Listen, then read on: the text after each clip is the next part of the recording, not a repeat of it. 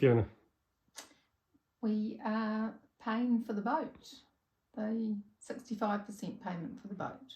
Oh. Oh, no. We're paying the whole lot, aren't we? Yeah. The 75%. 75? Yeah. No, 70%. Why are you shaking? Not shaking. You sure? Absolutely, yeah. And how are you doing that? With difficulty. Yeah. So as in you don't want to? Or? No. It's an internet payment, isn't it? You excited? You're very excited. Yeah, you you're are? Very, well, excited to see that the boat splashed. That's exciting. It was, eh? A bit fearful and trepidation of that it's coming around so quickly and that after all this time of waiting, and that we'll probably be on our way next Tuesday, Wednesday. So, and just realising that that means saying goodbye to everybody, and so it's exciting on the one hand, but a bit, unknown on the other. But anyway, that's all part of the journey, isn't it? That you've talked me into. You think? See which of us is the first to say, oh my God, what have we done? Oh, I think we've already said that a couple of times, haven't we? So how are you doing the payment? What's happening? What do you have to do? We've got the money put in a US... It's in a US account. But in New Zealand, eh? Yeah. At the ANZ Bank. Well, it's the ANZ Bank. I've got it in a US account at the ANZ Bank. And so now we have to make a transfer into the Nordhavn account. So I wonder how long it takes to go from here to there. And in the meantime, it's out there in... Who knows? Neverland. Yeah. You're going to tell us how much it is or not? No. But I mean, the amazing thing is when you think about it, is we signed up for this boat when? 2021. Yeah. Oh, 2020. 2020. Yeah, and I mean, the price was agreed then and it hasn't changed. Yeah, which is incredible. It is pretty incredible, eh? And I mean, costs must have gone up, but then I guess that's the thing that happens with brand new builds, isn't it? Yeah. That you just, you don't, that's the uncertainty for both sides, I guess. Isn't it? I wonder if the real cost of having a boat is going to be once you pick it up. Well, that's what a lot of people say, isn't it? But, So the insurance guy rang today, so I'll have to pay that too. That's going to be about 15,000 Australian. Yeah. And we've chosen a tender. It's the Axis 3.1, which is in... Have you still got that on me? Yeah. I'll put it on you now if you're talking, because I'm just having to concentrate. I quite like it being on you, but I think people are sick of seeing me. No, they can see you. They are. It's quite good fun just watching you doing all your maths there. Turn it around. Getting in a quiet panic.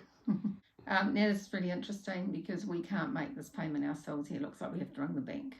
So you'll have to stop that so we can ring the bank. Oh my goodness. So we're going to have to, you're saying is the money's in the account there. Yeah, we've got an account, but when I come up to go pay a person or bill, it won't bring up the American account. Right, Marky, where are you going? Well, we're now off. Does my nose look big? Who cares? Just tell us the story. Oh, I know. I just feel like from the side my nose always sticks out. Bloody sail on a sailing boat. Well, it's good you've got a nose. Right, continue. All right, so basically we can't transfer the money online. So every other account we've got, you could do an international transfer, but the account that's got the international money in it, US dollars, how mad is that? You can't. So rang the bank manager and he suggested talk to the customer services, but then we got advice that probably not a good idea. Customer services will get a bit complicated, so we are now on the way to the bank in Upper Hutt up our bumpy drive, I might add, to do the payment transfer. So kind of watch this space because it's, I'll just look down the road here, I'm not sort of, we're on State Highway 2 now, outside the gardens. Won't be here much longer. So go and see the bank and yeah, watch the space because you'd think it'd be easy, but never know, eh? Okay. What do you think? Part of the adventure, part of the journey. Here we go. So, we went off in the car to the bank, but it didn't end there, did it? No, it didn't. What happened? And you're going to have to speak up, Mrs. Art. when you do these videos until we get our mics, which we're going to get soon. Once we've got our lapel mics, we're fine. But Great. we both need to speak at the same... I'm just giving Fiona a little bit of video tuition here. We need to speak at the same volume, so... Brilliant. So, and that's the dog in the background too. That's our Shut up, grand Nova! dog. So we headed down. Mark had a conference call, so he couldn't come into the bank. Headed into the bank, told them we couldn't do it on internet banking. And then the lady at the bank said, oh, you can because you've got your little overseas transfer button. So I went into that, but the limit was too low. So they said, oh, no, well, we can't do that anyway. So because I had PAE, which is the company name of Nordhavn, had all their details logged in from the last few payments that we made, I said, oh, these are the payments. This is where the payment has to go. So they did it, and it was all done. We came home, and then I got in the car. Mark said, did you get it all done? I said, yep, all done. We came home, and we ended up, I went on the computer to send an email to Susan Wrigley from Nordhavn to say it's all done, it's all paid.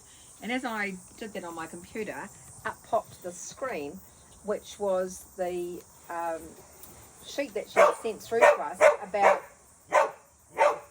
Quiet! Good boy. The sheet she had sent through to us with the details for where to deposit the money. And in a flash, I realised that the number on there was completely different to the bank account number I had just deposited all the monies into. So I went into a panic. So it was still theoretically one of their bank accounts, Yes, wasn't it? it was. But you thought it was a different bank, didn't you? Well, because when I looked on it, when I finally got the phone number, because here in New Zealand it's so hard just to get your branch phone number, so that was a whole blinking nightmare, but managed to get that. And then realised when I was reading through the stuff to the lady, the lovely Teresa at the bank, that it was a different bank. And she goes, oh, because there's too many different changes, she says, I'll need to come back down to the bank. So I said, oh, are you sure the money hasn't gone yet? And she goes, well, I'll ring the foreign currency exchange and check, she said, because normally it hangs around for about an hour before they release it. So I headed down to the bank, all the way down there, really nervous and anxious, thinking, oh my goodness, where's this money gone? What's happened? And then got there, and I said to her, have you heard yet whether or not it's still with the foreign exchange? She said, no, we haven't heard yet. I'll go and check with my bank manager. So then she came out, she goes, great news, it's in repair. So repair is what they call it when they've pulled a transaction back and they've got it back on their own terminal, and they have to repair the details on it in order to send it off to the right place. Repair the damage done. So then I took my computer down this time, and I had the whole screen there. And when she put the SWIFT number in, which is what Susan Wrigley had sent through to us, it did come up with the same bank that they originally had. So, but not the bank account number. But the bank account number was different. So I think a disaster was averted, but I don't think it was as bad a disaster as what I thought. But of course, because you're dealing with all of that sort of money, and I was still sick. I'd been sick the day before. Not that that's an excuse, and I was very annoyed with myself that I hadn't sort of really sorted out exactly what needed and what documents that I needed. So no. Hopefully other people might learn from this, that when you're doing those big payments that you do have all your ducks in a row. I'd like to have said that if Mark was with me, at first we probably wouldn't have just done it off my phone. I'm sure he would, because he had his iPad with him, he would have found the thing, don't you think? Yeah, so cut a long story short, the boat's paid for.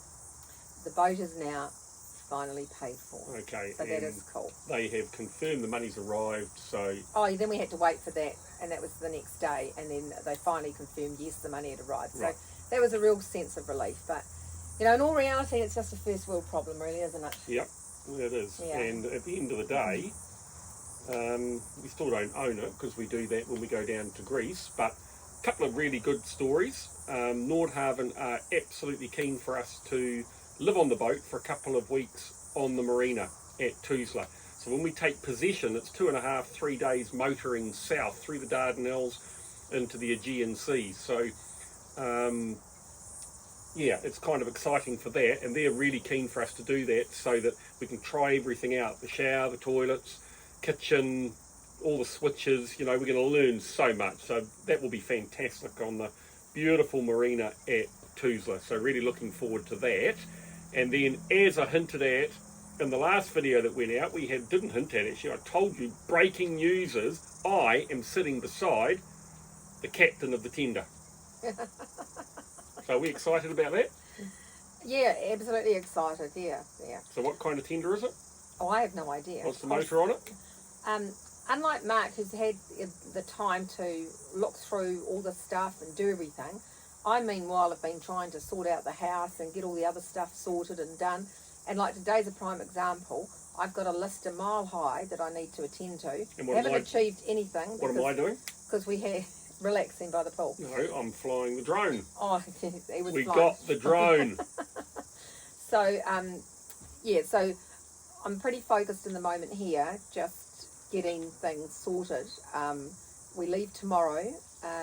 8 o'clock tomorrow we night. had our last family dinner last night, and I think been really good once we're on the aeroplane because then we're on our way, but I do know it's going to be tough saying goodbye to everybody. So I do have my moments during the day, and just got to tick off a number of things that I need to do before I leave. So once I've got that all done, I think I'll be a little bit more with my head in the game.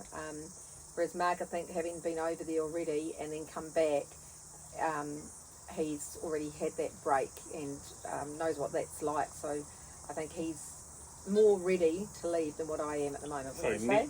Yeah, I think so. No, I'm ready to go. I just want to get on the way now. Yeah. And so the next time they're going to hear from us is going to be in Dana Point, isn't it?